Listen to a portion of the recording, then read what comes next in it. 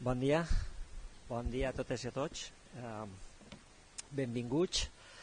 Vull començar la presentació d'aquesta conferència agraint la presència del president de la Fundació Valenciana Premis Rei Jaume I, Javier Quesada. Estimat Javier, gràcies per donar-nos l'oportunitat de deixar-nos organitzar aquesta conferència del guardonat amb el Premi Rei Jaume I 2024 de Noves Tecnologies, el professor Luis Serrano, a la Facultat de Ciències Biològiques. Estem molt contents d'aquest privilegi i confiem que aquesta siga una iniciativa que es mantinga en properes edicions. Moltes gràcies. No sé si quieres decir algo de los premios. No, muy brevemente saludaros y acompañar a Luis, que bueno, es un magnífico representante de la calidad de los premios Rei Jaume I, que ya llevamos 35 ediciones, este año hacemos la 36ª, y que bueno, la entrega se va a realizar mañana por motivos de la Dana, que suspendimos la entrega que se suele hacer en el mes de noviembre. Los jurados se volverán a reunir en junio y la siguiente entrega o ceremonia de entrega se hará en noviembre de 2025. Deciros que las fortalezas de este premio son, yo creo que tres. Una es que está apoyado por muchas empresas y no solo por una, porque todas las empresas podrían tener sus propios premios. Aquí es como en la Moixeranga, que todos sujetan un proyecto que lleva muchos años, yo creo que manteniendo un prestigio a nivel nacional, pero que todavía se nos conoce poco porque no tenemos tantos recursos para promocionarlos. Pero de todas formas, en el mundo científico y ahora ya en el mundo también empresarial se conocen bastante. Hacemos roadshows por España, hemos vuelto ahora de Málaga para que también acercarnos a las universidades y a los centros para que se nos conozca más. Esa es una cosa que nos ayudan muchos. Dos, que los jurados son independientes y extraordinarios. Sabéis que todos los años vienen entre 20 y 24 premios Nobel en las áreas científicas, incluyendo economía, y que normalmente circulamos mientras están en Valencia por el territorio, van a Alicante, a Castellón, a Valencia, también aquí han venido y vienen mucho, en función de sus especialidades. Yo, cuanto más me pidan, yo más satisfecho. Esto lo hacemos porque no solo los Nobel, sino todas las personalidades que vienen a los premios buscamos independencia y que sean de muy lejos para que tengan toda la capacidad de decidir. Y la tercera fortaleza son los premiados, que los jurados no meten la pata porque todos los que lo tienen lo merecen y los que no lo tienen también lo merecerían, pero lo que queremos es que sigan intentándolo porque nunca decimos quién se presenta y da lo mismo que sea la primera que a la 15ª o 15ª vez, ¿no? Entonces, estas tres cosas, y que no metamos la pata nunca, y que funcione bien y que tengamos acogida, es lo que yo creo que hace que nuestros premios naveguen en un país que es muy aficionado a abandonar los buenos proyectos. Y nada, encantado de estar en Biológicas y de presentar, bueno, y de asistir a una conferencia que no sé cuánto me enteraré, pero porque no es mi perfil, pero encantado de venir aquí. Muchas gracias, Javier. Te tomamos la palabra. Ya sabes que tenemos buena acogida. Bueno, per a presentar el nostre conferenciant he pensat que pot ser una bona idea ajustar-nos a les paraules del jurat dels premis, que m'hem permès traduir al valencià. El jurat va dir: el jurat de noves tecnologies dels Premis Rei Jaume I ha decidit per unanimitat atorgar el premi a Luis Serrano. El professor Serrano connecta la investigació fonamental i el desenvolupament tecnològic amb les seues contribucions en biologia de sistemes, biologia sintètica i el disseny de proteïnes, aconseguint un gran impacte en la societat. Va ser un dels primers científics en utilitzar la intel·ligència artificial, creant el programa FOLDX per a predir estructures de proteïnes Aquest programa, que permet dissenyar proteïnes, és utilitzat per la comunitat científica internacional i ha esdevingut una de les pedres angulars de la intel·ligència artificial en recerca i innovació biomèdica. El professor Serrano ha creat diverses empreses, startups, d'innovació mèdica. El seu èxit més recent ha estat la modificació d'un bacteri que funciona com a agent terapèutic al microbioma humà, i ara ja afegís jo que és de lo que va la conferència d'avui. Això és el que diu el jurat. Jo vaig afegir un poquet per la nostra banda. Per a qui no conega massa Luis, vos diré que és un dels bioquímics espanyols amb més transcendència i renom internacional. No vaig allargar-me molt en el seu currículum perquè li he demanat que ho faça ell mateix al començament de la seva conferència, però en format píndola informativa vos diré que va fer el doctorat a la Universitat Autònoma de Madrid sota la direcció de Jesús Ávila, on es va iniciar en la predicció d'estructura de proteïnes, una cosa que en aquell moment vos puc garantir que pensaven que era impossible. A continuació va fer el postdoc al MRC, al Medical Research Council de Gran Bretanya, al lab de Sir Alan First, com alguns altres dels que esteu en l'audiència, on es va dedicar a l'estudi del plegament de proteïnes. En 1993 es va traslladar a l'MBL, l'Institut Laboratori Europeu de Biologia Molecular, ja sabeu que està en Heidelberg, on va ser primer grup líder i després director del programa de Biologia Estructural i Computacional. A finals del 2006 va tornar a Espanya a dirigir el programa de Biologia de Sistemes en el CRG, el Centre de Recerca Genòmica. I des de 2011 és director del CRG. A més, ha estat president de SOMA, que és l'Associació de Centres Severo Ochoa, etc. No vaig a allargar-me per ahir, només vull acabar la presentació del nostre conferenciant dient-vos que per a la meva generació de bioquímics sempre ha estat un referent. Allò de ser investigador principal de l'MBL en els anys 90 era literalment una canya. No podíem ni somiar-ho. A més, Luis sempre ha estat obert a col·laborar i a ajudar-nos a iniciar les nostres pròpies carreres investigadores. Luis, ha llovido mucho desde que usábamos tus primeros algoritmos de predicción, Agadir, etc. Pero ya ves que tienes la sala llena y nuestros estudiantes de bioquímica, biotecnología y biología están siendo desde hace años parte importante de tu equipo. Así que aquí tienes la cantera, cuando quieras. Muchas gracias. A ver. ¿Suena? ¿Funciona? Sí, me oís, ¿no? Vale. Bueno, primero de todo, agradecer las palabras de Ismael y de Javier. Y me pidieron también que contara un poquito mi trayectoria, aunque lo han resumido. Pero quería enseñaros, para ver que hay centros de investigación que están en lugares privilegiados. Esto es el CRG, en el edificio del PRBB, que está en el puerto de Barcelona. Creo que es de los pocos centros en Europa que está en una posición como esta. Es más, tenemos una piscina y un gimnasio en el sótano. Bueno, un poco contar mi historia antes de empezar a contar en lo que estamos trabajando.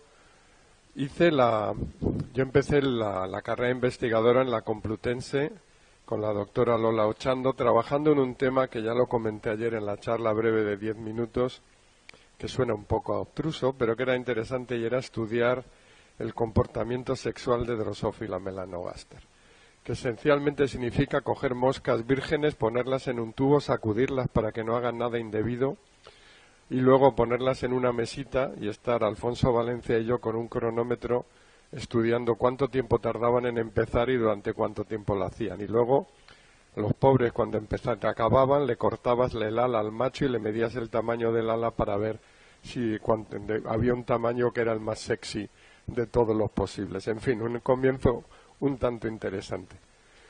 De ahí, y es curioso, hoy en día todos vosotros no os preguntáis dónde vais a ir, dónde vais a hacer el doctorado. En aquella época realmente, como no había ni redes ni nada, éramos un poco ignorantes.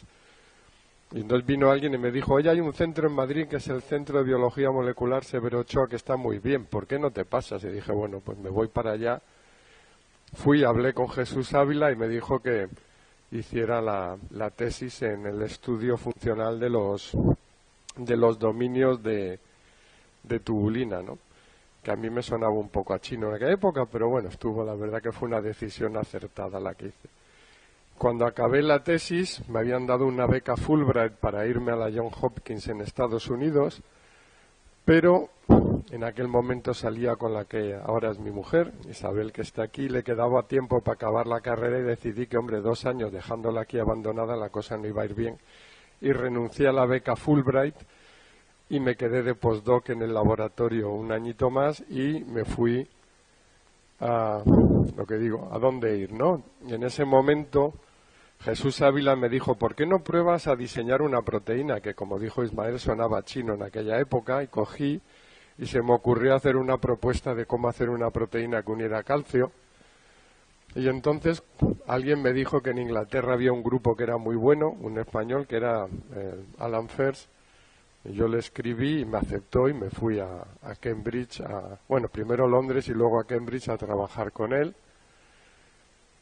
Y es curioso porque en aquella época España no era miembro de la Unión Europea y cuando me fui allí con la beca, de hecho me comentaron, cuando éramos 2 españoles en el grupo, Javier y yo, y dijeron que para qué querían dos españoles para servir el té en el college.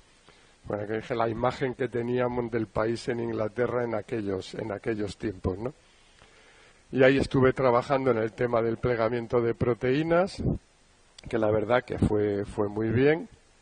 Y es curioso lo que es el azar de nuevo, ¿no? Porque yo estaba allí, me habían ofrecido la posibilidad de sacarme una plaza de jefe de grupo en el MRC, en el Reino Unido, en el Medical Research Council. También había sacado la plaza de colaborador en el CSIC, me podía volver a España y ocupar mi plaza. Y en ese momento, alguien que es de aquí, que falleció recientemente, Ramón Serrano, me contactó y me dijo, Luis, ¿por qué no te vas al MBL en Alemania? Yo ni puñetera idea que era el MBL en Alemania en aquel momento. Entonces hablamos Isabel y yo, dijimos, mira, si Isabel le ofrecen una plaza y a mí en Inglaterra nos quedamos y si no nos vamos. Entonces ella falló por unas décimas y entonces nos fuimos a Alemania. Dijimos, pues a Alemania a ver el MBL, que en aquella época no lo conocía. Luego fue de nuevo un acierto porque el MBL es el mejor laboratorio de biología molecular en Europa, ¿no? Y allí empecé a trabajar ya en serio en diseño de proteínas. Hicimos la primera proteína diseñada, que era una proteína pequeña toda alfabeta, en fibras amiloides. Y en un momento dado pensamos, bueno, si podemos diseñar proteínas, ¿por qué no podemos diseñar un organismo, ¿no? Fue el comienzo de la biología de sistemas. Y la idea era, pues igual que podemos modificar una proteína para que haga algo, pues deberíamos ser capaces de diseñar un organismo desde cero, ¿no? Y entonces entré en el campo de la biología de sistemas, que era intentar entender a un organismo de forma global, y luego la ingeniería de los seres vivos, ¿no? Y luego algo que fue importante para mí, fue una revelación allí en el MBL, es descubrir la transferencia de tecnología. En aquella época en Europa, y lo mencioné ayer, la idea de que un investigador pudiera hacer transferencia de tecnología se consideraba un poco una prostitución, es decir, una perversión de lo que uno hacía. Y en ese momento vino un nuevo director al MBL, que era Fotis Kafatos, venía de Harvard, de Estados Unidos, e introdujo el concepto de que haciendo investigación de calidad, si tienes un apoyo de una oficina de transferencia de tecnología potente, puedes crear valor sin abandonar la investigación que estás haciendo, ¿no? Y, perdón, creo que lo he apagado. Vale. Entonces creamos la oficina de transferencia de tecnología, el MBL, y quiero mencionar Diverdrags porque es de la que realmente estoy especialmente orgulloso. Esta fue una de las primeras, si no de la primera startup de biotecnología en España. Y esta se creó con alguien que es de aquí, Enrique Pérez Payá, con Antonio Ferrer, que está en Elche, con Manuel Rico, que falleció, que estaba en Madrid, y era para diseñar proteínas con actividad farmacéutica, que luego la compró Diverdrug, ¿no? Pero fue una aventura bonita desde Alemania con los colegas aquí en España y en la Comunidad Valenciana. Y luego participé pues en la creación de otras 3 compañías, de las cuales una desapareció, pero las otras están vivas y han sido adquiridas por otras compañías. Y luego llegó un momento que yo que podía haberme quedado en el MBL porque era coordinador de programa, tenía un contrato indefinido, que además no estaba mal el MBL, porque he de mencionar que en el MBL no se pagan impuestos porque es un organismo internacional, lo cual no es una cosa menor. Me habían contactado también para ser director de Max Planck en 3 institutos Max Planck, en Múnich, en Dortmund, en Burburg. Y en ese momento, quizá la importancia del mentoring, hablé con Ian Matai, que era el nuevo director del MBL, y me dijo, bueno, pues si te quedas en Alemania en el MBL, pues evidentemente lo vas a hacer bien. Si te vas a un Max Planck tendrás chofer, un presupuesto y muchos esclavos que trabajarán para ti, también te irá muy bien.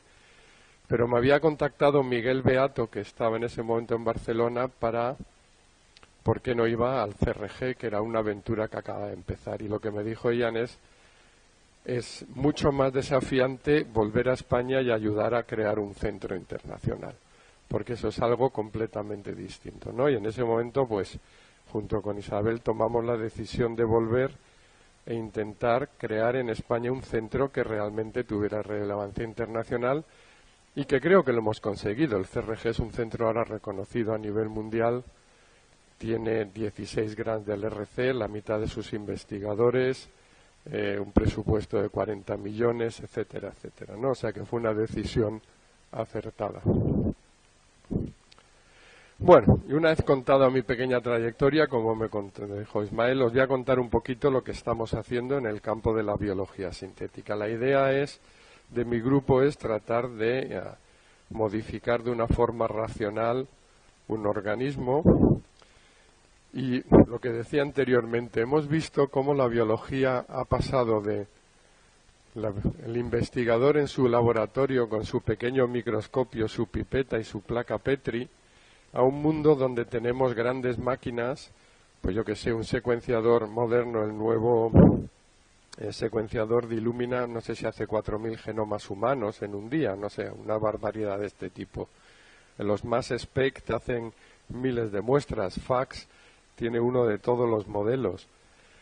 Entonces tenemos una gran cantidad de datos y a su vez se están desarrollando programas computacionales y recientemente habéis visto todos el tema de la AI, ChatGPT, etcétera, etcétera.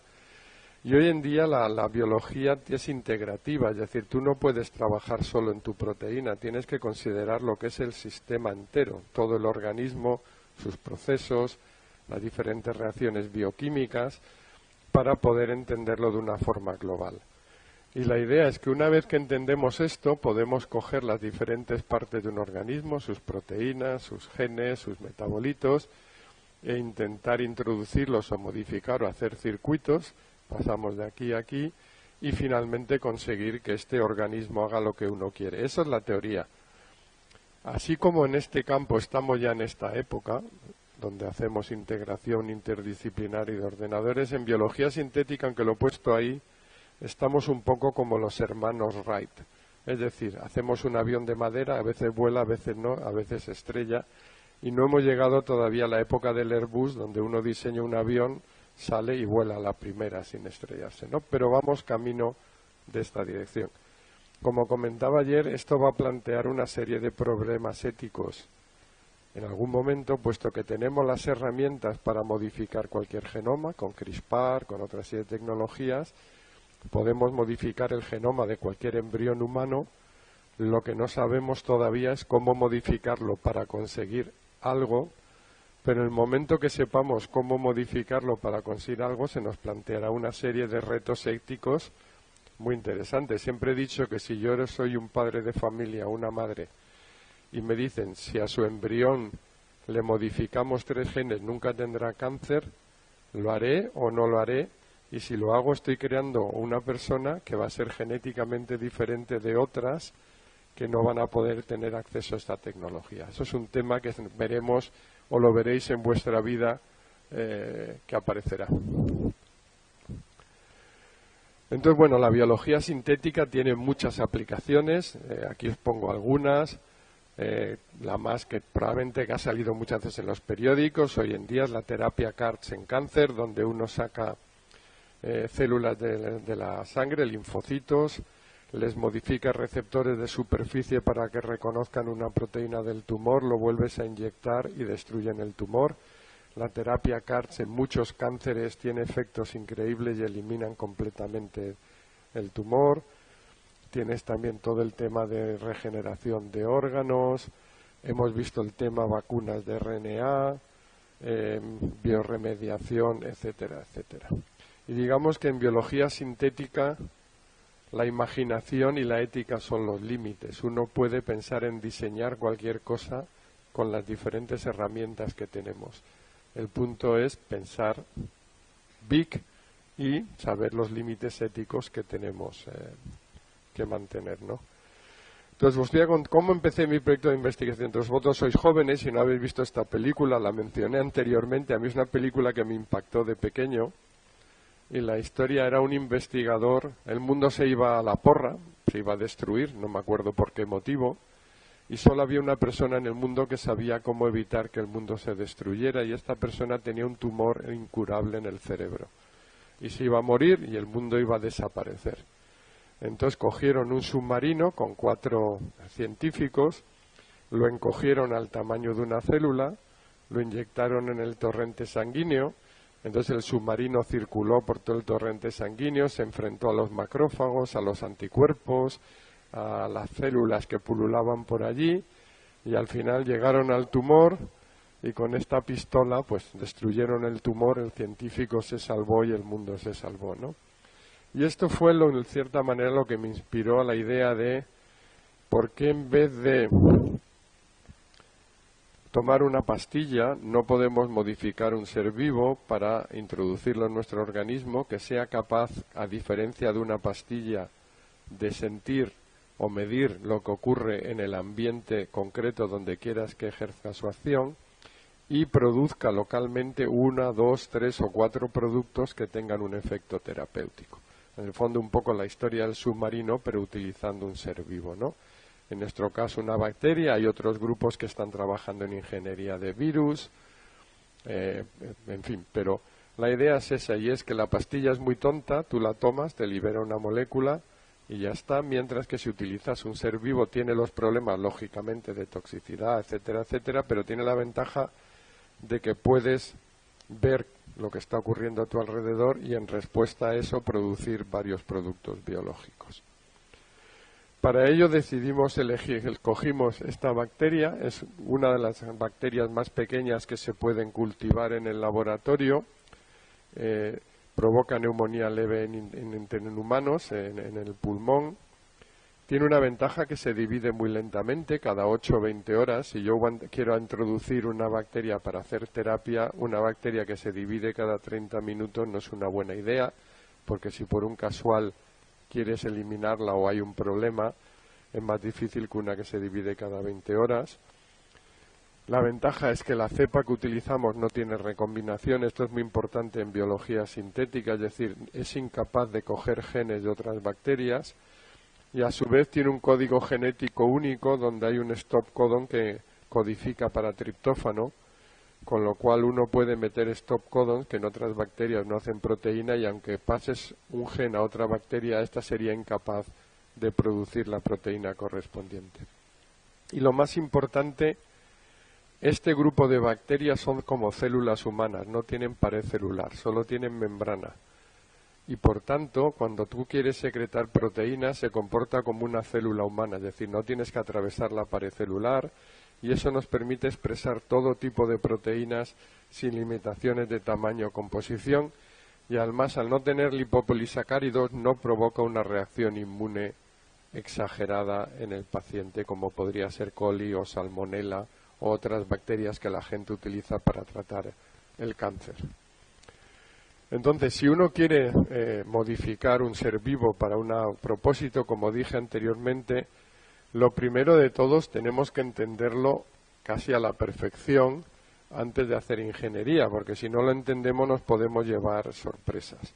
Y la idea es adquirir una serie de datos ómicos e integrarlos en algún modelo computacional y posteriormente modificarlo.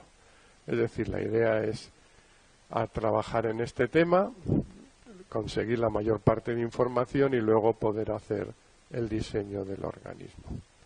A lo largo de los años, y aquí pongo solo un breve resumen, hemos coleccionado lo que sería probablemente la mayor cantidad de datos ómicos de un organismo adquiridos por un grupo. Sabemos el número de copias de cada proteína, el número de copias de cada RNA, la concentración de cada metabolito, la vida media de cada proteína, de cada RNA, la estructura tridimensional del cromosoma dentro de la bacteria, es decir, tenemos toda la información del mundo mundial.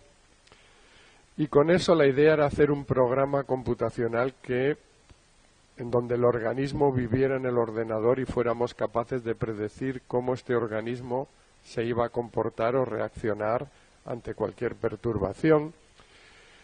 Y estábamos haciendo esto y cuando de repente salió un paper en Cell de esta persona con otros cuantos investigadores, este es el momento en un laboratorio cuando lleva gente trabajando en un proyecto y te lo publican en otra revista en el cual tienes que contenerles para que no salten por la ventana o se corten las venas.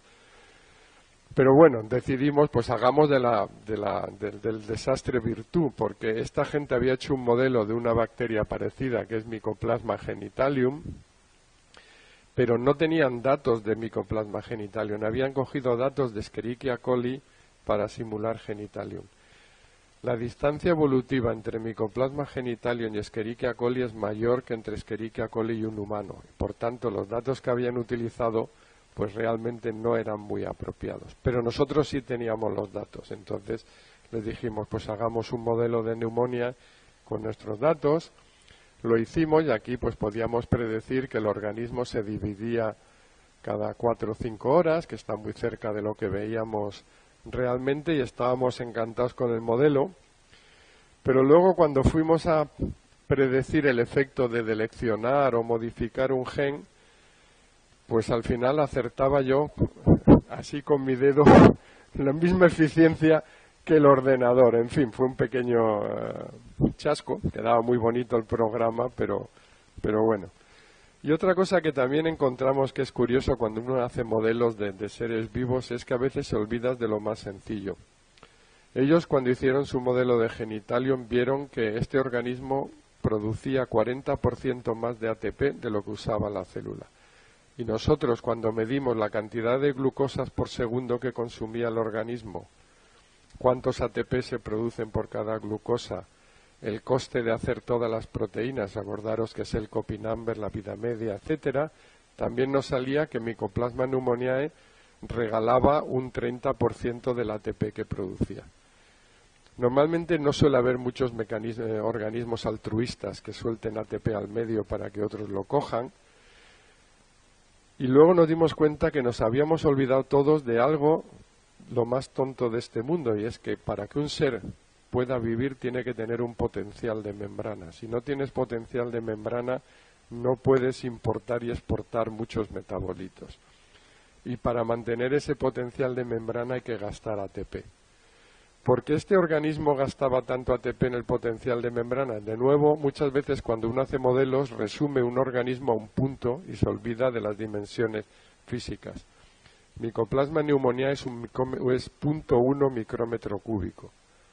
E. coli es 1 micrómetro cúbico, 1000 veces más grande. Una célula humana ya no os digo. Entonces, si uno mira la relación volumen-superficie, Mycoplasma tiene una superficie enorme con respecto al volumen y, por tanto, proporcionalmente la cantidad de ATP que tiene que utilizar para mantener el potencial de membrana es mucho mayor que el que utilizaría una célula con mayor volumen. Esto lo digo porque a veces simplificamos cuando hacemos modelos matemáticos y nos olvidamos de la realidad física detrás de lo que estamos simulando, ¿no? Bueno, luego empezamos a hacer otro tema también que descubrimos, es que cuando empezamos a trabajar con esta bacteria se conocían 680 genes Pero luego por varios indicios nos dimos cuenta de que podía haber proteínas muy pequeñas que no estaban asignadas. Y cuando uno secuencia un organismo hoy en día, cualquier Open Reading Frame menor de 100 aminoácidos, si no se encuentra en otro organismo, normalmente no se asigna, porque si tú asignaras todos los posibles Open Reading Frame de un genoma, el número es inabarcable en el mundo mundial. Entonces se consideraba pues que las proteínas deberían ser mayores de 70, 80, 100 aminoácidos y el otro no tenía ningún sentido. Pero en aquella época había salido, por ejemplo, un trabajo en Escherichia coli, la proteína más pequeña que sintetiza el ribosoma tiene 7 aminoácidos. Es decir, que puede haber proteínas muy pequeñas. Entonces decidimos ver si podíamos desarrollar un método que se pueda utilizar de forma general para encontrar todas las proteínas que produce un organismo. Para ello lo que hicimos es desarrollamos un transposón. Un transposón es una secuencia de DNA con una enzima que es la transposasa, que coge esta secuencia que está entre dos inverted repeats y la inserta o con un bias o al azar en el genoma que uno quiere. Es decir, tú consigues que se inserte en diferentes posiciones de una forma random. Si ahora diseñas esto que se inserta para poner un ATG en los 3 posibles Open Reading Frames y una resistencia de antibiótico que no tiene un start codon, si el transposón se inserta en frame con un gen que se está traduciendo, producirás el antibiótico y el organismo vivirá. Si no está en frame, pues el organismo se morirá, o si no se traduce la proteína, pues el organismo se muere. Es decir, de esta manera podemos encontrar todas las posibles lecturas que un organismo está produciendo si tenemos suficiente coverage de una forma al azar. Es decir, lo que uno esperaría es tener inserciones solamente cuando está en fase de lectura en el genoma. Hicimos 3 tipos de transposones, uno donde teníamos la resistencia a cloramfericola y erythromicina, y esto es un control negativo donde pusimos una RNasa, de tal manera que si la RNasa se expresaba, mataba la célula. Y como veis, cuando tiene resistencia de antibiótico, el número de inserciones, este es el control, donde tiene la resistencia tiene su start codon, es mucho menor, lo cual indica de que no todas las inserciones se produce la resistencia, y cuando ponemos la barnasa lo que vemos es que en el control que se expresa la RNasa no tiene es letal, mientras que aquí en algunas inserciones se produce la RNA, no se produce la RNasa y por eso se puede insertar en el genoma. Y haciendo esto, aquí os pongo casos donde se ven todas las inserciones en el genoma. Aquí es el control y aquí es donde se ha hecho la resistencia de antibiótico. Y veis aquí en amarillo, esto es una fase de lectura, aquí hay una proteína pequeña. Aquí tenéis 3 proteínas pequeñas, esta en azul, esta en magenta y esta en naranja. Aquí hay otra naranja. Y descubres un universo de un montón de zonas de lectura donde se están traduciendo el DNA. Algunas son ruido translacional y otras codifican para proteínas pequeñas. Y algunas de estas proteínas pequeñas son esenciales. Otra cosa que es curiosa es que también puedes ver la orientación de una proteína en la membrana, porque si tú insertas la resistencia de antibiótico en la zona que está fuera, pues el bicho se muere. Y solo verás resistencia cuando es la zona interna de la membrana. Y eso nos permite también decidir ver la orientación de la proteína en la membrana. Y para resumir, que estemos seguros, encontramos 158 genes nuevos. Recordar que teníamos 680, eso es un 25% más, en un organismo pequeñito con 800.000 bases. Imaginaros cuántos péptidos pequeños hay en el genoma humano. De hecho, la gente está viendo que los famosos long non-coding RNAs codifican para proteínas pequeñas. Y tienen un tamaño entre 9 a 95 aminoácidos, 131 de ellos los hemos encontrado en otras bacterias y muchos de esos son péptidos antimicrobianos. Quiere decir que hay un universo de proteínas pequeñas en los organismos que no conocemos y, lógicamente, si queremos hacer un modelo de ese organismo y nos falta un 25% de los genes, pues tenemos un problema en este aspecto. Y simplemente para resumir, ¿qué hemos aprendido de muchos años de biología de sistemas? No he entrado en ello, pero todo el mundo siempre cuando intenta entender la transcripción de un organismo busca un factor de transcripción, porque es lo más obvio, se une, se traduce o se reprime. Pero lo que hemos visto es que cambios en el supercoiling del DNA, la estructura tridimensional de la cromatina, etcétera, etcétera, hay un montón de regulación de transcripción que no es por factores de transcripción. Tampoco he entrado en la parte de moonlighting esto. Yo no sé hoy en día en la facultad cómo se enseñan, pero cuando yo estudiaba era una enzima, un metabolito, un producto, una función. Pero eso es mentira. Una enzima cataliza una reacción química y puede utilizar varios sustratos y producir varios productos con diferente eficiencia. Pero lo que importa, por tanto, es la concentración del metabolito. Puede ser poco eficiente, pero si tengo una concentración muy alta, la va a catalizar. Y, por ejemplo, este bicho no tiene la enzima que tienen los humanos que produce nucleótido trifosfato a partir de nucleótido difosfato. Para eso utiliza la piruvato quinasa que está en glicólisis, que no es muy eficiente, pero si te divides cada 20 horas y eres un poco tonto, pues sobrevives y vas tirando, ¿no? Y como esas hay muchas otras, y hay que tener... Por eso también mucha gente cuando hace knockouts de ratones luego se lleva las manos a la cabeza porque no ve nada, pero es porque hay otra proteína que hace cosas parecidas a las que uno ha seleccionado, ¿no? Una cosa que es muy importante, hay que tener mucho cuidado qué 2 aminoácidos ponemos en el C-terminal de una proteína que expresemos en la bacteria. Desde luego no poner una prolina, que no les gusta nada, una treonina. Factores que no conocemos de traducción y todos los péptidos pequeños. Y la conclusión final es que algo tan tonto con 800.000 bases y 700 genes es muy, muy complicado. Llegado a este punto había 2 opciones, o seguir toda mi vida intentando entenderlo, o pensar que ya entendía suficiente y empezar a hacer ingeniería. Entonces decidimos empezar a hacer ingeniería, ¿no? Y nos fuimos a esta parte. Como dijo anteriormente, la idea, lo primero de todo es que os he contado que utilizábamos transposones, pero el transposón está muy bien porque inserta cosas al azar, pero si yo quiero hacer ingeniería, tengo que asegurarme que estoy poniendo el gen donde yo quiero, no en cualquier sitio del genoma. Para eso desarrollamos diferentes herramientas y promotores para conseguir poner los genes en el sitio que queramos, y ahora podemos insertar o deleccionar fragmentos de 30 kilobases sin problemas. Para eso utilizamos algo que honestamente yo no sé si alguien lo entiende, pero si yo cojo un oligonucleótido y transformo una bacteria que sea complementario a una zona del DNA, se asume que cuando llega a la horquilla de replicación, ese oligonucleótido que tiene zonas comunes al DNA se coloca allí y se produce una delección, una inserción. Y eso está muy bien cuando uno piensa pues que utiliza un oligo que tiene 20 bases a la izquierda y a la derecha comunes y en medio 50. Pero lo que uno ve es que si uno pone un fragmento de DNA de 20 kilobases con un trocito a la izquierda y un trocito a la derecha común, pues sí, es capaz de seleccionar o de insertar 30 kilobases. Y como en la horquilla de replicación tú puedes hibridar 2 cachitos y que la polimerasa lo integre y tal, bueno, misterio de la naturaleza, pero si tienes un método de selección funciona.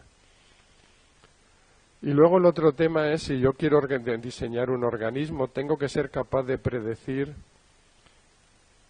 si puedo hacer un promotor fuerte, si quiero hacer un promotor débil, si quiero traducir eficientemente mi proteína, si quiero que se traduzca poco. Y uno se puede poner a hacer muchos constructs, ir analizándolo uno a uno, pero pensar que esta bacteria que se divide 20 horas significa que un mes se le va al becario desde que empieza a hacer la ingeniería hasta que la tiene, con lo cual entonces pensamos en hacer un método que nos permitiera diseñar o obtener promotores de la fuerza que quisiéramos y eficiencia de traducción. Y para eso utilizamos la DAM-metilasa, que este organismo no lo tiene, y lo que haces es una librería donde tienes la DAM-metilasa en verde, promotores al azar, esto es la librería, son secuencias de DNA al azar, y luego esta secuencia GATC repetida varias veces, y lo que haces una vez que has transformado la bacteria, Ahora extraes el DNA y lo divides en dos partes, y uno lo digieres con una enzima que reconoce esta secuencia metilada y otra mitad con una enzima que reconoce esta secuencia no metilada. Luego haces ultrasecuenciación y cuentas cuántos reads hay aquí de la secuencia, por ejemplo, roja o de la amarilla, y cuántos ves aquí de la misma secuencia roja. Si se ha expresado mucho la metilasa, pues se protegerá aquí y se cortará aquí. Si se ha expresado poco la metilasa, pues será al revés. Haciendo esto y utilizando técnicas de ultrasecuenciación, lo que ves es que puedes tener un rango lineal entre el número de copias de la proteína y la metilación del DNA, del ratio entre metilado y no metilado, y tienes un rango dinámico de 10 a la 3 veces. Es decir, de una forma muy rápida puedes escrinear una librería con cientos de millones de secuencias y encontrar cuáles son las mejores secuencias para transcribir tu gen. Al final la conclusión era un poco penosa, y es que este bicho lo que le gusta son unas secuencias en el 5' del Prino Box y en el 3', y no tiene elemento menos 35 como otras bacterias, pero esto te permite diseñar promotores con diferente eficiencia de transcripción. Y luego otra cosa que descubrimos, y esto es al azar, estábamos viendo también dónde empieza el transcrito, ¿no? Hicimos el diseño de la librería, os dije que pusimos aquí el Prino, TTATAT, y en teoría el transcrito tenía que empezar aquí en esta. Cuando secuenciamos la librería, pues vimos que la mayor parte de los transcritos empezaban en una A. Pero no me preguntéis por qué la persona de mi grupo decidió hacer otra librería. Es un momento de inspiración. Y puso una T en vez de una A como comienzo del transcrito. Y cuando secuenciamos esta librería, lo que vimos es que no solía empezar por la T y que saltaba una base en la parte al azar y elegía las que empezaban por una A o por una G. Es decir, luego leyendo en la literatura lo que uno ve es que las bacterias no les gusta nada que la primera base del RNA sea una C o una T. Les gusta tener una A o una G. Y la razón es, si pensamos en la horquilla de replicación, cuando la RNA polimerasa se une y abre el DNA, si no entra una base en la horquilla de replicación y empiezas a transcribir, la polimerasa se suelta y no transcribe.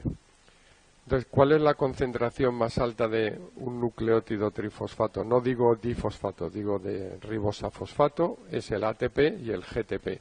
Y por tanto, los transcritos de bacteria que quieres que se produzcan en gran abundancia siempre suelen empezar o por una A o por una G y nunca por una C o una T.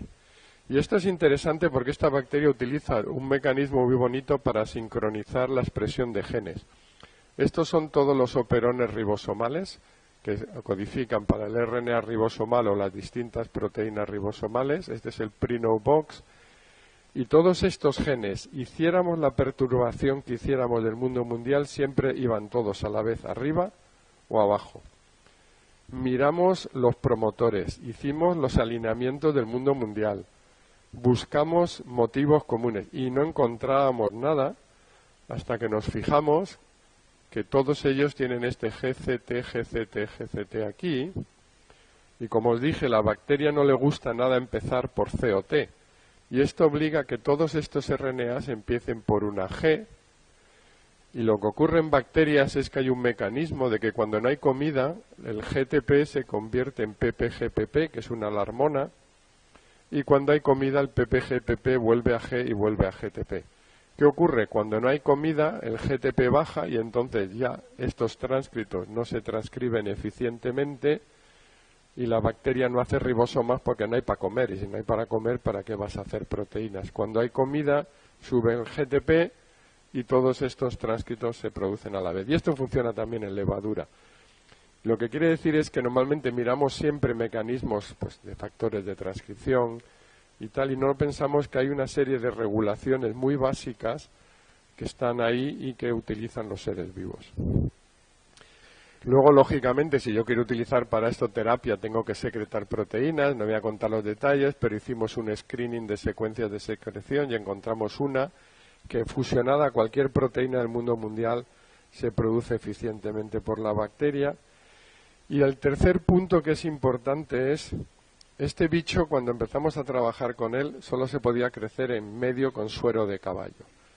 Si uno quiere hacer terapia no es una buena idea crecer una bacteria en un medio animal, porque la probabilidad de que haya alguna contaminación por virus es alta. Eso ha pasado ya a veces en vacunas animales que se han crecido con suero y luego se ha sido peor el remedio que la enfermedad. Entonces quisimos diseñar un medio que no tuviera componentes animales y para ello primero hicimos el mapa metabólico de esta bacteria. Como veis es muy sencillo. Esto tiene sus ventajas e inconvenientes. Su inconveniente es que los referees lo pueden leer. Cuando uno publica el mapa metabólico de humano levadura no hay referee que diga si está bien o mal porque no hay chulo que lo lea. Pero esto sí se lee. Y vimos que había lo que dije de proteínas de moonlighting, la piruvatoquinasa y otra. Pero bueno, basado en este mapa metabólico diseñamos un medio definido que se llama B13 que permite que el organismo crezca prácticamente al mismo nivel que en medio rico de caballo y que no tiene ningún componente animal. Llegado a este punto, teníamos todas las herramientas, secreción, herramientas de modificación genética, etcétera. Y la otra segunda pregunta es, ahora yo os he dicho que esta bacteria puede producir una neumonía suave en humanos, pero no es muy interesante hacer terapia de pulmón y producir una pulmonía. Entonces hay que eliminar aquellas proteínas que sean patogénicas, pero el problema que tengo es que si elimino mucho, pues a lo mejor la bacteria la pongo en el pulmón del paciente y se muere directamente porque no puede comer. Entonces hay que encontrar un balance entre qué quito y qué dejo. Tengo que quitar lo máximo posible, pero permitir que el organismo pueda sobrevivir. Bueno, entonces analizamos.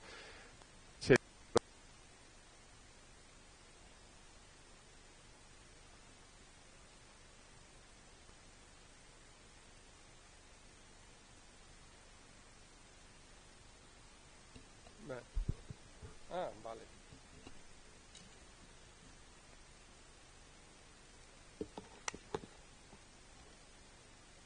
Vale.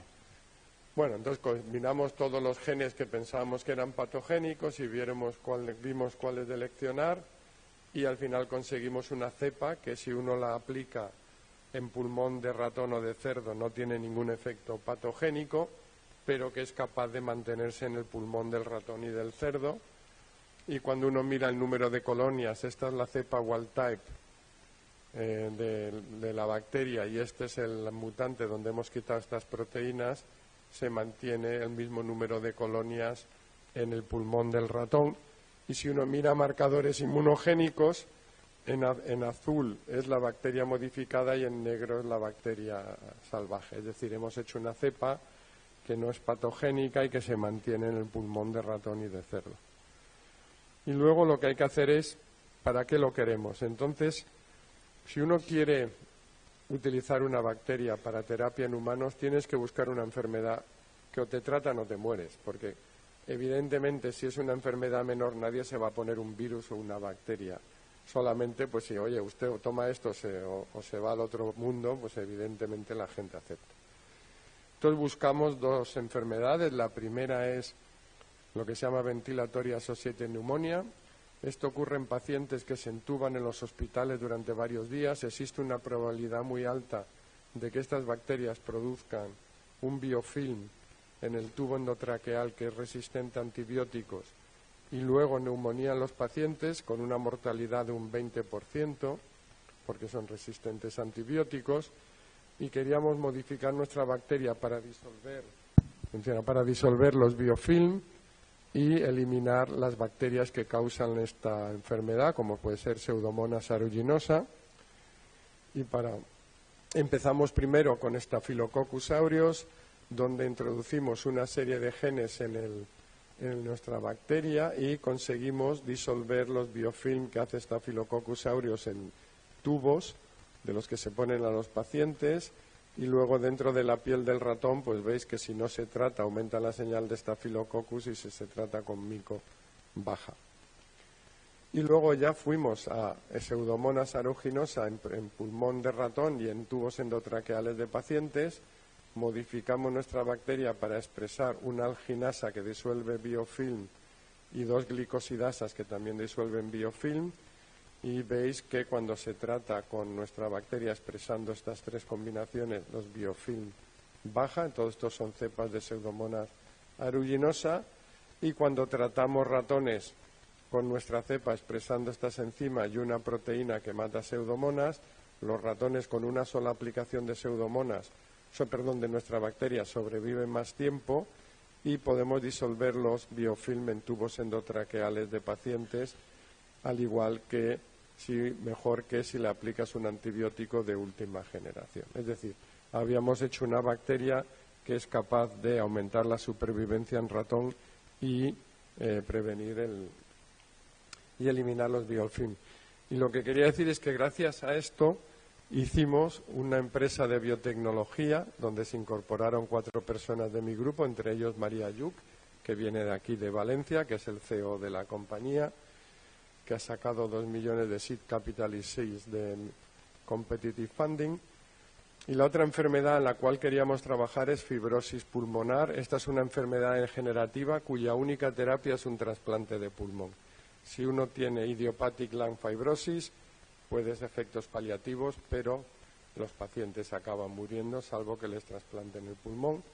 Y queríamos evitar que se formaran estas lesiones fibróticas. Y para ello, comprobamos que nuestra bacteria podía expresar todas estas citoquinas, anticuerpos, receptores, etcétera. Pero uno de los problemas que tiene esta bacteria es que es muy chiquitita y, por tanto, la cantidad de proteína que puede producir es pequeña. Y, por tanto, el efecto terapéutico puede ser pequeño. ¿Cómo puedes solucionar esto? Haciendo ingeniería de proteínas y aumentando la eficiencia de las proteínas que tú produces. Es decir, si yo produzco una interleuquina y hago que sea 50 veces más activa, podré tener un efecto terapéutico significativo. Para ello utilizamos herramientas que se mencionó antes, como que habíamos de diseño de proteínas, como puede ser Foldix o ModelX, que estas herramientas lo que nos permiten es modificar una proteína para que sea más estable o tenga más afinidad. Aquí, por ejemplo, veis, esto no es dinámica molecular, estos son fragmentos de proteínas que este programa es capaz de superimponer en mi proteína para poder introducir diferentes loops, elementos de estructura secundaria, etcétera. Utilizando estas herramientas conseguimos hacer una interleuquina 10. La interleuquina 10 es la citoquina antiinflamatoria por excelencia en humanos. Cuando uno tiene una infección o también en fibrosis, uno de los problemas es que puedes tener una excesiva inflamación y, por tanto, bajar esta inflamación es bueno. Esta proteína es lo que llaman un swap domain, que es un dímero de 2 monómeros abiertos, y lo que hicimos con ModelX es hacer un linker que uniera los 2 monómeros y meter mutaciones. Conseguimos aumentar la eficacia de nuestras proteínas comparado con el wild type entre 60 y 30 veces. Y cuando probamos en pulmón de ratón, aquí tenéis marcadores inflamatorios causados por infección de Pseudomonas, y esta es el ratón tratado con nuestra bacteria expresando esta interleuquina 10 diseñada, comparado con expresar la interleuquina 10 wild type, y veis que conseguimos reducir completamente la inflamación con la misma bacteria, en un caso expresando una citoquina 50 veces mejor que la otra. Hemos hecho lo mismo con otras, en este caso es el antagonista de la 1-beta, hemos hecho un mutante que es también unas 20 veces más activo, y aquí lo que se sigue es el tratamiento del ratón con bleomicina para causar fibrosis. Cuanto más blanco es el pulmón, peor, más dañado está. Esto es bleomicina con control de PBS, y esto es el pulmón del ratón donde nuestra bacteria está expresando este antagonista modificado. Veis que es mucho más negro, y si vemos la recuperación de peso, el ratón con bleomicina pierde peso rápidamente, pero si le aplicamos nuestra bacteria que expresa el antagonista, recupera el peso al nivel del control, y lo mismo la capacidad pulmonar. Tenemos muchos más ejemplos, no os lo voy a contar, pero lo que quería ilustrar es que la combinación del diseño del organismo con el diseño de proteínas es muy potente para poder utilizarlo en terapia. Y gracias a estas citoquinas modificadas creamos otra compañía que se llama Orikine, que empezó hace año y medio, ha conseguido sacar 6 millones de seed capital y ahora está haciendo la serie A. Y de nuevo la persona que lo lleva es otro estudiante de aquí de Valencia, que es Ariadna Montero. Entonces, bueno, he mencionado solo dos, pero en mi grupo he tenido Samuel Mirabet, que está en Suiza, que es un bioinformático buenísimo, Verónica Llorens, que está aquí en el Príncipe Felipe con un RC. Es decir, he tenido como 5 personas que han venido de Valencia, todas excelentes y todas realmente impresionantes y también con una vocación de transferencia de tecnología. Y con eso quería acabar. Lógicamente, todo lo que he presentado es posible gracias al trabajo de toda la gente de mi grupo, pasada en el MBL y aquí hay una foto reciente, y evidentemente financiación del Ministerio, de la Caixa y de los diferentes grandes LRC que he tenido a lo largo de este tiempo. Y nada, daros las gracias a todos y con que queréis preguntar. Gracias.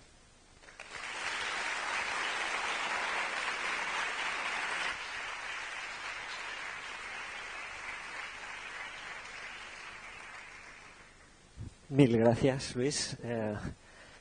Fantàstica xarra.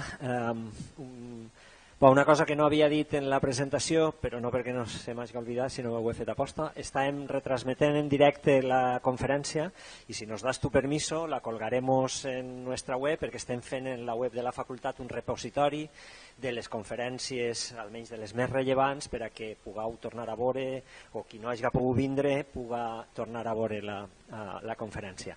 Ja heu vist la quantitat de coses que ha fet Lluís, també especialment agraït per la introducció inicial de com es du la vida d'un lloc a un altre i quines decisions n'hi ha que cal prendre. Segur que als més joves vos serveix d'inspiració i si teniu dubtes en algun moment sapigueu que tothom ha passat per ahí. Alguna pregunta que tingueu per a algo més que vulgueu saber del que ens ha contat Lluís?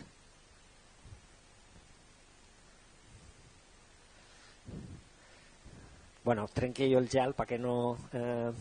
me lo llevo al mundo de las proteínas, Luis, de la predicción sobre todo, después de los Nobeles este año y de los éxitos de AlphaFold, etcétera. ¿Qué les decimos a nuestros amigos biólogos estructurales? ¿Que cambien de trabajo o cómo va esto? A ver, AlphaFold es cierto que es una revolución, nosotros lo utilizamos, pero AlphaFold funciona muy bien si hay muchas proteínas parecidas en la base de datos. Si uno utiliza AlphaFold para hacer diseño de anticuerpos, ya la cosa no funciona tan bien. Es decir, es una herramienta muy útil, yo creo que hay que utilizarla, pero no es la Biblia y no hay que creerse todo lo que dice, ¿no? Pero es cierto que ha habido un cambio enorme de paradigma. No solo con AlphaFold, está el MSNN, en fin, hay otras series de herramientas interesantes. No lo hemos mencionado, pero la inteligencia artificial, imagino que todos vosotros estáis utilizando como loco ChatGPT, os aviso que luego se distinguen los currículum escritos por ChatGPT y no queda muy bien cuando uno aplica a un laboratorio con un currículum escrito por ChatGPT porque se ve. Pero que son herramientas muy potentes y hay que utilizarlas. El otro día quería sacar una tabla de un paper que eran como 80 líneas y era un paper antiguo que había una foto, cogí la foto, se la pasé a ChatGPT, le dije hazme una tabla Excel y me hizo una tabla Excel perfecta con la imagen, ¿no? O sea que, pero sí, son cambios importantes, pero no hay todavía campo para la biología estructural. Muchas gracias. ¿Sí?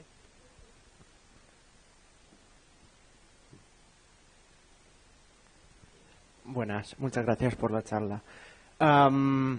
Había una cosa metida en, creo que dispositivo anterior o penúltimo, algo así, con el campo de fuerza, force field most accurate so far, algo así, ponía, con los programas que habéis desarrollado vos antes, allí pone fold X.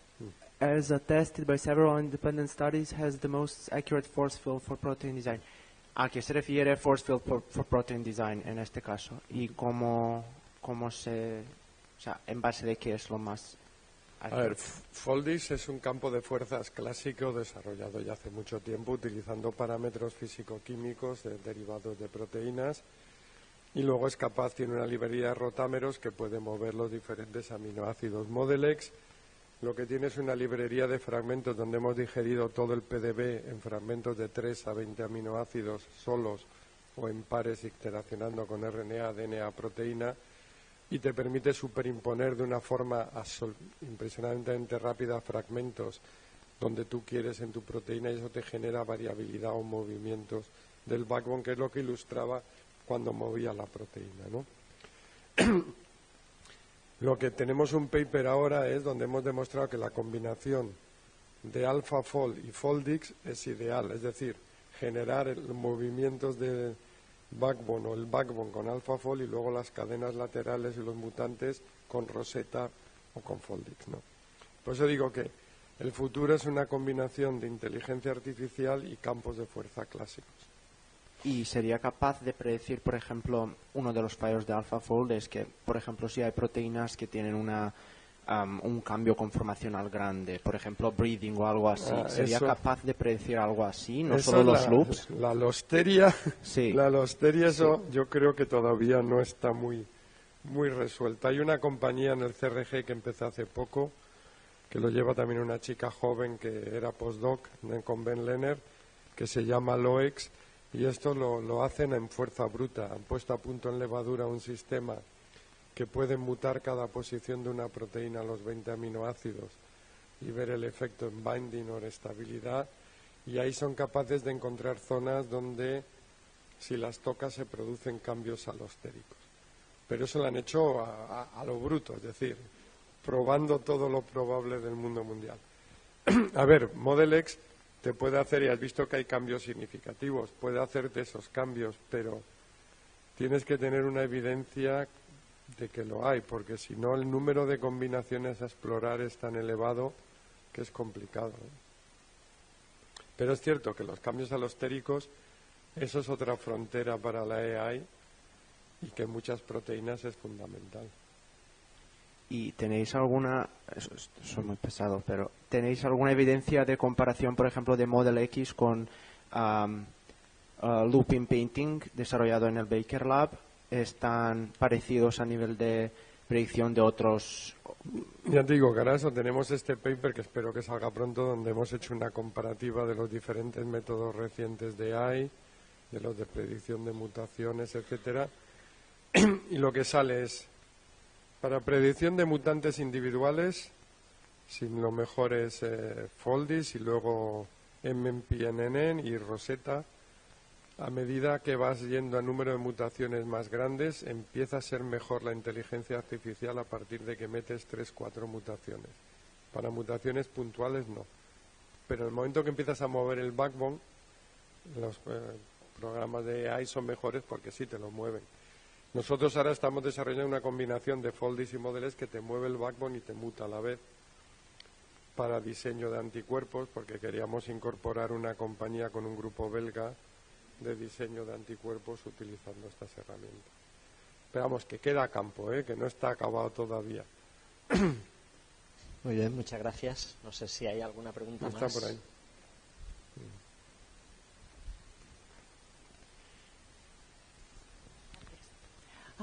Fascinante como siempre, Luis, gracias por la charla. No es mi campo, pero me gustaría saber tu opinión, dado que has mencionado imaginación y ética, con respecto al revuelo que se ha causado con la propuesta de generar bacterias con enantiómeros de moléculas naturales.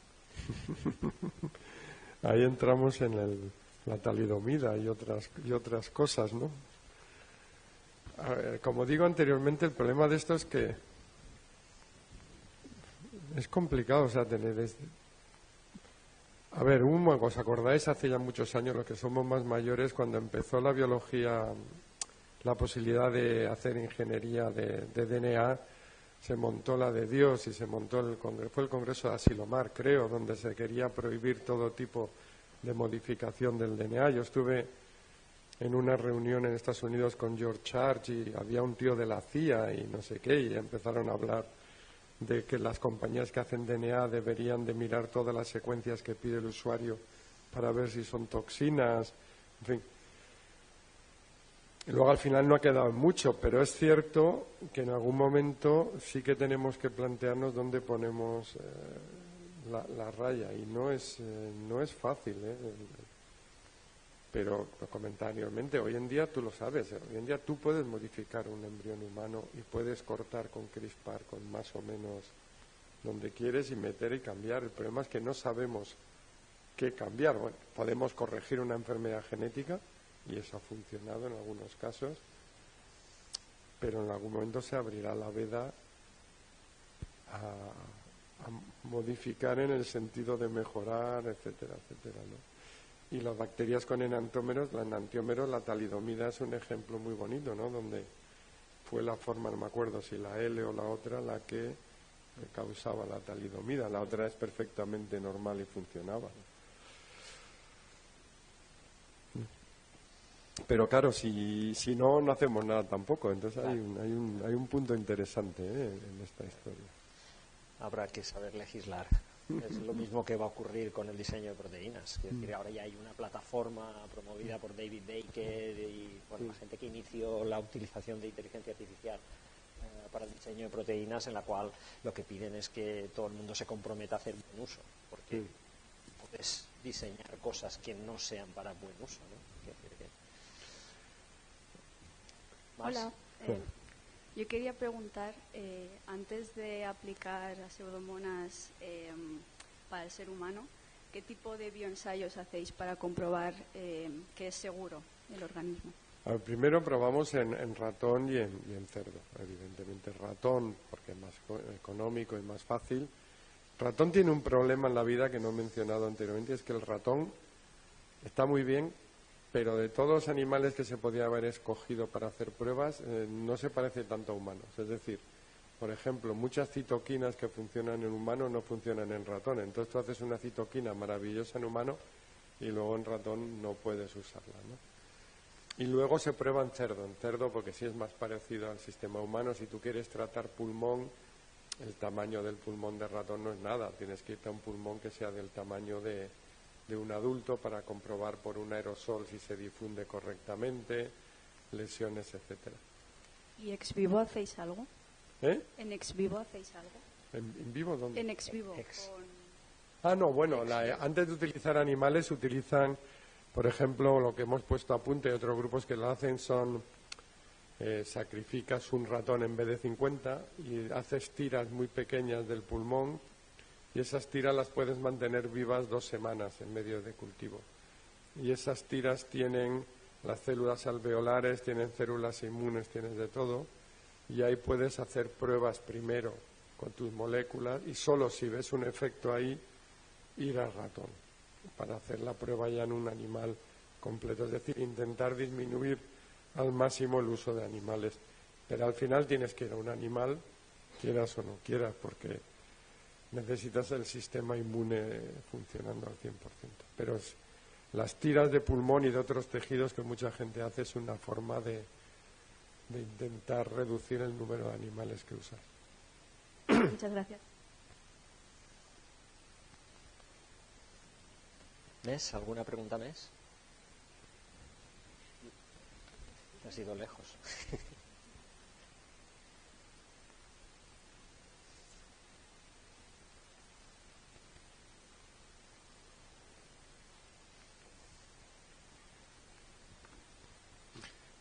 Cuando has empezado a hablar de este concepto de diseño, has hablado del Airbus. Claro, es una aproximación como muy determinista o mecánica a lo que significa diseño, pero claro, cuando estás hablando de un organismo, toda la variabilidad, el ruido transcripcional, ¿cómo abordáis estos conceptos a la hora de decidir si el ruido es bueno o es malo, o puede contribuir de una manera positiva o no en el diseño? Eso es a ver, es cierto que es lo que he hecho una comparación muy sencilla. Tienes razón, es decir, no vamos no vamos nunca a ser capaces de hacer un diseño como si fuera un arbust por el tema del ruido y la variabilidad lógica, ¿no?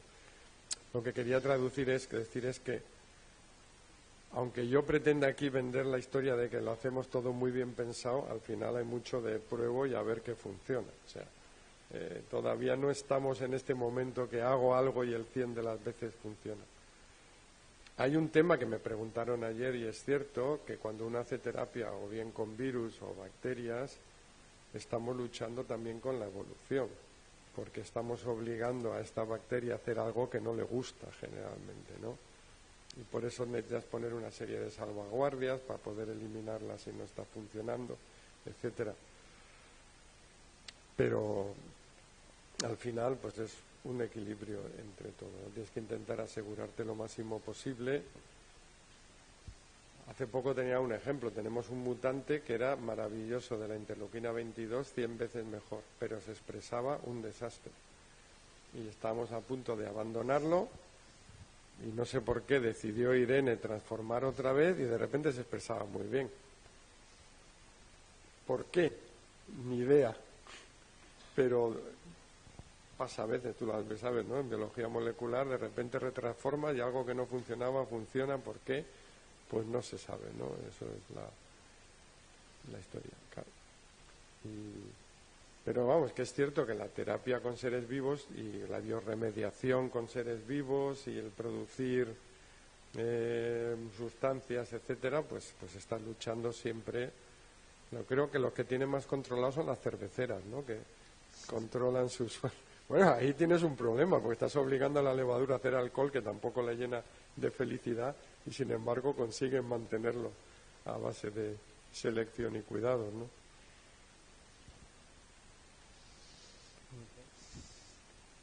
Una pregunta ahí. Hola, muchas gracias. Esto que estás diciendo, que estás utilizando seres vivos y son seres vivos que pueden establecerse en ese nuevo organismo, modificar el ecosistema. Si pensamos en estas terapias utilizadas ya pues de forma general y continuamente, ¿cómo eso modifica el cuerpo humano? ¿Se establecen? ¿Cuánto duran? A ver, una terapia con bacterias o virus tiene que ser enfermedades agudas. Tú no puedes utilizarlo para enfermedades crónicas. Aunque yo le quite ahora todo lo que le he quitado, si hago 4 inyecciones tengo una respuesta inmune. O sea, evidentemente el organismo acaba haciendo anticuerpos y se acaba. O sea, que esto te lo puede ser en tratamientos agudos. Y uno de los temas que cuando creamos la compañía hablamos con Venture Capital y tuvimos que hablar con hospitales es que evidentemente cuando tú hagas esta terapia tienes que hacerlo en una sala aislada. Por precaución no vas a poder aplicarle esto a un paciente con otros 8 pacientes en la misma sala.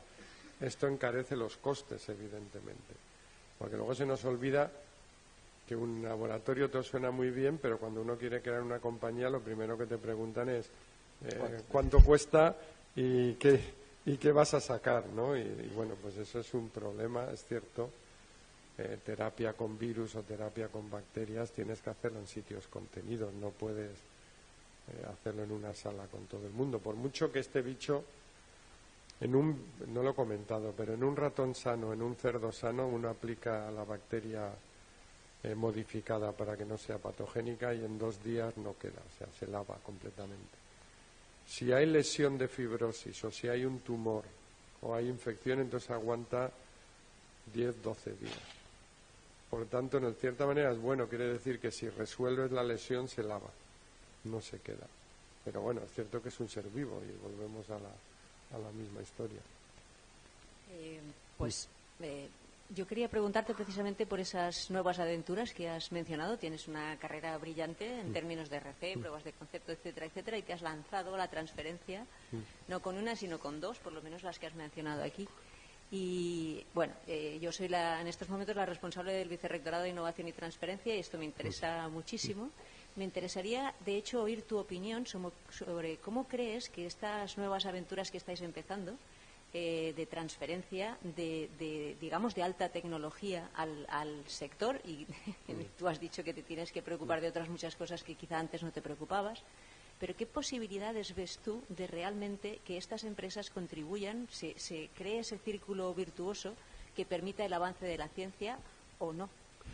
Bueno, aquí dos temas. Uno, que he tenido la suerte siempre de tener en mi grupo postdoctorales o predoctorales como Ariadna o como María, que tenían este espíritu emprendedor.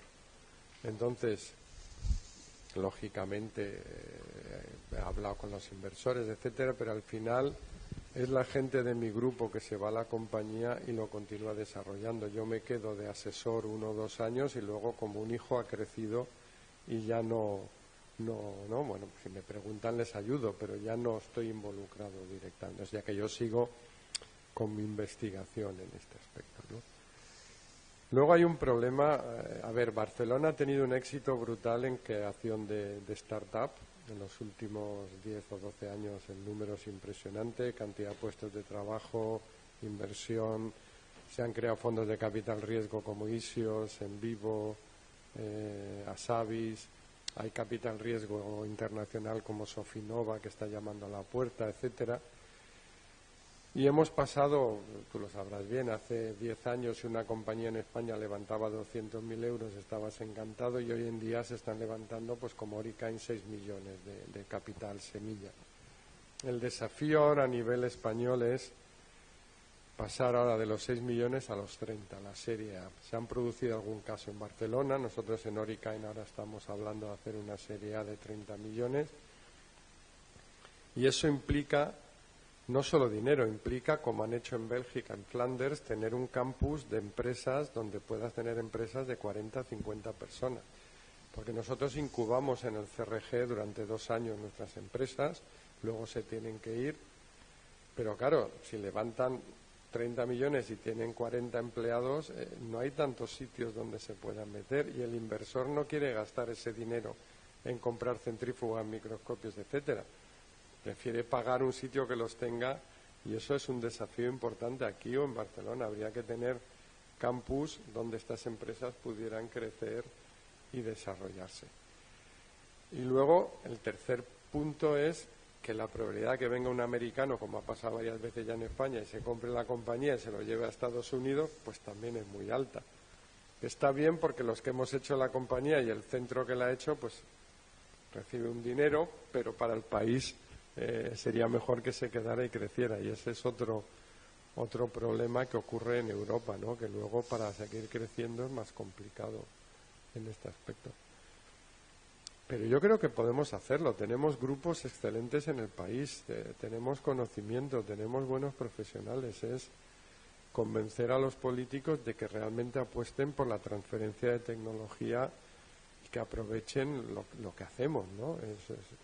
Porque son trabajo y es gente de tu grupo que se coloca, ¿no? y que contribuye, y que no tiene que cambiar lo que estás haciendo de investigación, puedes seguir con ello, ¿no? Entonces creo que es un momento interesante ahora, y hay, por ejemplo, el CRG, de hecho, lo comentaba ayer, cuando yo empecé en el CRG de vicedirector, creé la oficina de transferencia, que no existía. Me acuerdo que hay un investigador, Cédric Notre Dame, que odia la transferencia, y dijo que en su vida haría una compañía, pero sus becarios vinieron con la idea. Y cuando yo vi la idea, que era un software que se llama Nextflow Open, abierto a todo el mundo y no sé qué, dije, esto vale. Pero bueno, insistieron mucho y lanzamos la compañía. Pues esta compañía tiene ahora, creo que son cerca de 100 empleados, y hemos vendido unas acciones del CRG y nos hemos embolsado 3 millones y tenemos otros 4 millones para liquidar. O sea que a veces salta la liebre donde uno menos espera, ¿no? en este tema.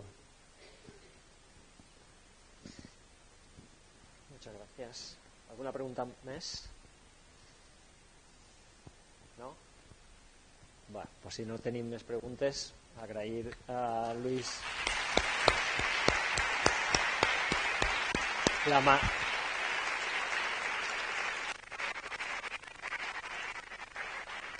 agrair a Luis la magnífica conferència, a la Fundació Premis Rei Jaume I que ens hagi deixat fer-la en el nostre campus, i a vosaltres per vindre. Moltes gràcies.